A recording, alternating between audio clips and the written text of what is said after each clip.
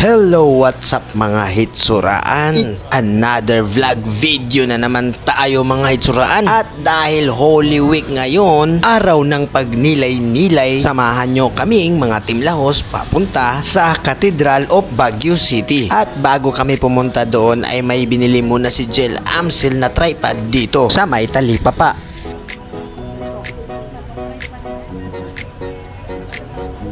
At pagkatapos namin mamili ay tumawid na kami sa daan para makaakyat papuntang Cathedral of Baguio City. Ayan, nakikita nyo na ba yung matarik na hagdanan? Diyan tayo aakyat mga itsuraan. Pagbungad pa lang sa ibaba mga itsuraan ay meron ng dalawang Arkanghel na ribulto ang sasalubong sa iyo. Sina Arkanghel Gabriel at sina Arkanghel San Miguel. Nung makita ko ang matarik na hagdan mga itsuraan ay napahanga ako dahil sobrang taas talaga nito. Perfect para magpenitensya ngayong mahal na araw. Hindi pa man kami nakalahati dyan mga itsuraan pero nangalay na ang aking mga paa at tuhod. At umagaw sa atensyon ko ang mga nakatambay dito sa may hagdanan mga itsuraan. May mga kapansanan ang mga namamalimos dito sa hagdan. Nakakaawa sila tingnan mga itsuraan kasi mga matatanda na at may kapansanan pa. At napansin ko din ang iilan ng mga ribulto ng mga santo dito sa hagdanan mga itsuraan. Pero mamaya ko na ipapakita kung sino-sino ang mga to kasi kailangan na namin makapunta doon sa itaas. Medyo nangalay na din yung mga kamay ko niyan mga itsuraan dahil karga-karga ko ang anak ko. At buti na lang meron akong assistant camera woman, walang iba kundi si Hazel, ang aking mahal na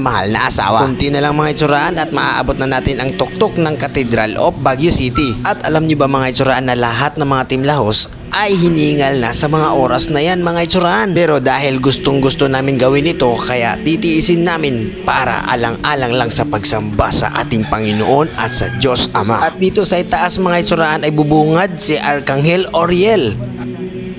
At dito naman sa kabila mga itsuraan ay walang iba kundi ang pinakapaborito kong Arkanghel, si Arkanghel Rafael. Samahan nyo kami mga itsuraan papasok dito sa loob ng katedral.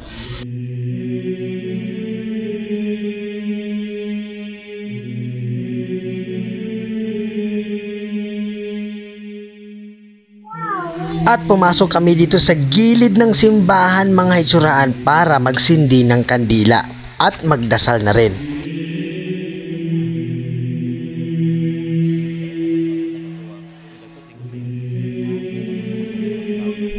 Sa mga oras na ito mga itsuraan ay nag-alay ako ng dasal bilang pasasalamat sa ating nag-iisang Diyos at sa kanyang anak na Panginoong Hesukristo.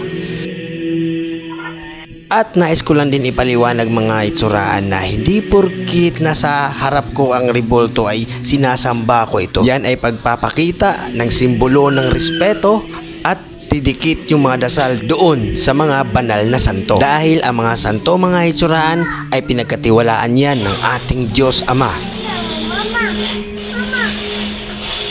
Si Saint Martha nga pala mga itsuraan ay patron ng mga ina, kasambahay, guro, nurse, caregiver at sa lahat ng mga nagsisilbi sa kapwa.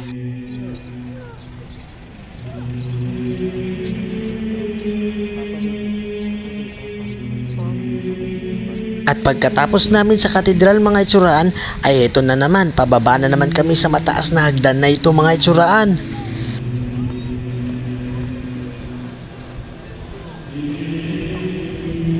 Isa sa ribulto na nandito sa hagdanan mga itsuraan ay ang ribulto ni Saint Benedict. Kung napapansin nyo ay meron din akong Saint Benedict medallion na nakasabit sa aking leeg mga itsuraan. Mabisa itong panangga sa lahat ng masama.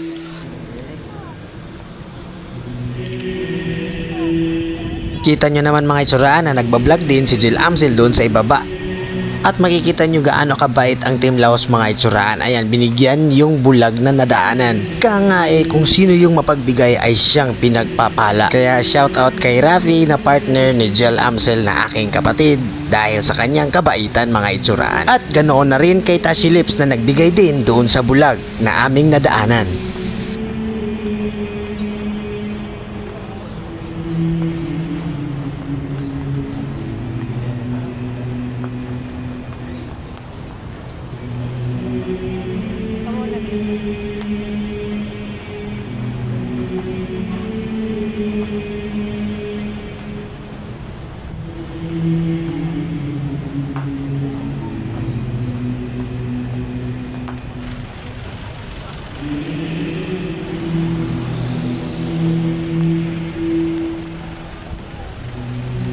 tomorrow. At sa araw na ito mga itsuraan ay magpapasyal-pasyal kami sa buong paligid mga itsuraan. Kaya tara, samahan nyo ulit kami. Ito yung ibaba ng transient house na aming tinitirhan mga itsuraan. Napagpasyahan namin mga itsuraan na mamimili kami ng aming mga pagkain at mga kailangan namin doon sa loob ng aming transient house.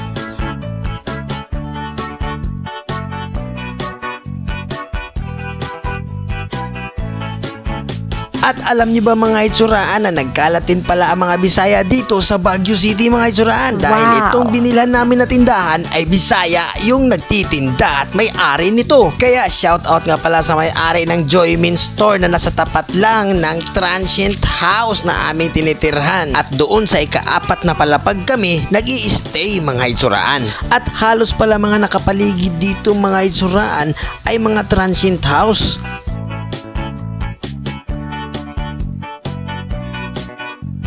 At dito naman mga itsuraan ay pupunta kami sa kanilang palengke.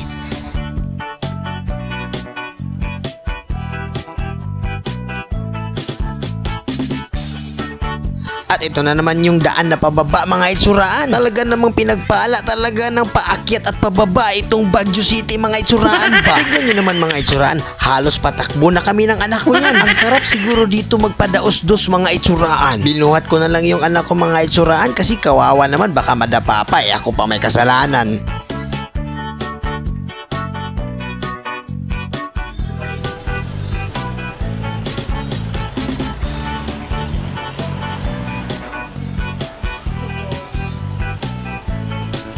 At bumili na kami ng aming mga pang-ulam dito mga itsuraan, isda at karne.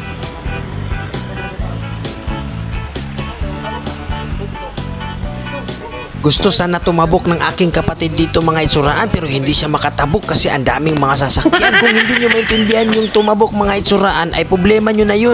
Joke lang. Ibig kong sabihin mga itsuraan ay tumawid ba? Tumabok kasi yan sa amin dito sa Bisaya. Alam nyo mga itsuraan na marami ding mga Bisaya pala dito sa palengke nila mga itsuraan. At bago nga pala magtapos ang vlog na ito mga itsuraan ay nais ko lang i-shout out si Alyang TV, Didi Mix Vlog, Jill Amsel TV at Tashi Lips Vlog. Long live sa lahat ng Bita Option at Basiliskan hanggang sa muli nating pagkikita.